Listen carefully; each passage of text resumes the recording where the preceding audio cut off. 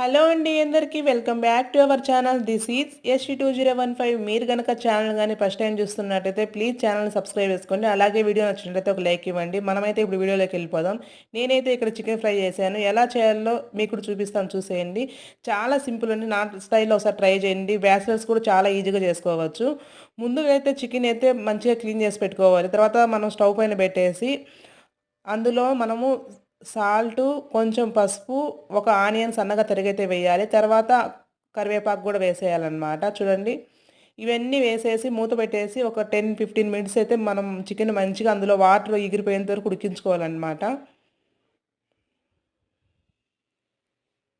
చూడండి, ఆనియన్, పసుపు అన్నీ వేసేసాను. అవన్నీ వేసి ఒక 10-15 మినిట్స్ అయితే చికెన్ అయితే మనం మంచిగా ఉడికించుకోవాలి. అందులో వాటర్ అంతా ఇంకిపోయేంత వరకు అయితే ఉడికించుకోవాలన్నమాట.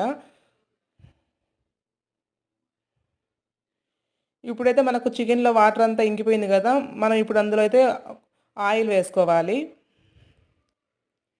ఆయిల్ వేసేసి తర్వాత అందులోనే 4, 5 పచ్చిమిరపకాయలైతే వేయాలన్నమాట.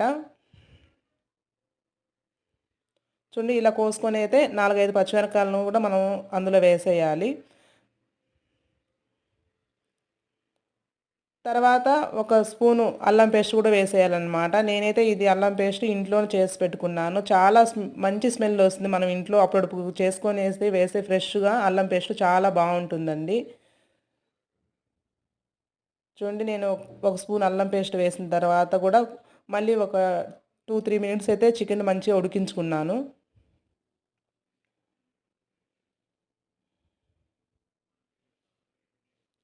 తర్వాత మనమైతే అందులో కారం పొడి ఒక స్పూను, నేను ఆల్రెడీ పచ్చిమిరపకాయలు వేసాను కాబట్టి నేనైతే చూసుకొని కొంచెం అయితే వేసుకున్నాను కారం పొడి. మీకు టేస్ట్ తగినట్టు వేసుకోండి కారం పొడి అయితే.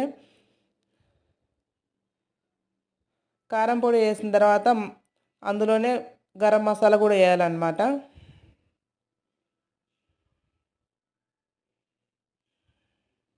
అవి కొంచెం మంచిగా మిక్స్ చేసిన తర్వాత అందులోనే కొంచెం ఒక స్పూను గరం మసాలా కూడా వేసేయాలి. ధనియాల పొడి అయితే ఇప్పుడు వేయకూడదండి, లాస్ట్‌లో వేయాలి. మనం ధనియాల పొడి ముందే వేసామంటే కింద అయితే అడుగంటుతుందన్నమాట. అదంతా ఆయిల్‌ను పీల్చేసుకుంటుంది ధనియాల పొడి. అందుకు మనకైతే కింద అంటుకుంటుంది. అందుకే మనం దించే 5 మినిట్స్ ముందే అయితే ధనియాల పొడి వేయాలి. ఇది కొంచెం బాగా మగ్గిన తర్వాత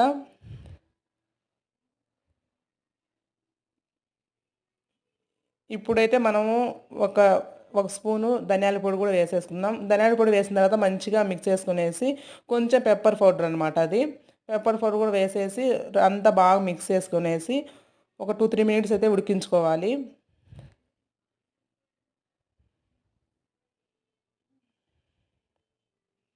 2-3 మినిట్స్ స్టవ్ పైన ఉంచేసి తర్వాత ఫైనల్‌గా ఇంకా కొత్తిమీర వేసుకునేసి దించేసుకోవడమే ఇంకా. చూడండి ఎంత కలర్‌ఫుల్‌గా ఎంత బాగుందో. చాలా ఈజీ. మీరు కూడా ఒకసారి నా స్టైల్‌లో ట్రై చేయండి. చూడండి ఎంత బాగుందో. మా పిల్లలిద్దరూ చాలా ఇష్టంగా తిన్నారనమాట. కారం కూడా కొంచెం లిమిట్‌గా అయితే వేశాను నేను. చాలా ఇష్టంగా అయితే తిన్నారు మా పిల్లలు గూడా. మీరు గూడా ఒకసారి ట్రై చేయండి. అలాగే వీడియో నచ్చినట్లయితే లైక్ చేయండి. మన ఛానల్ ఎవరైనా కొత్తగా వస్తున్నట్లయితే సబ్స్క్రైబ్ చేసుకోండి.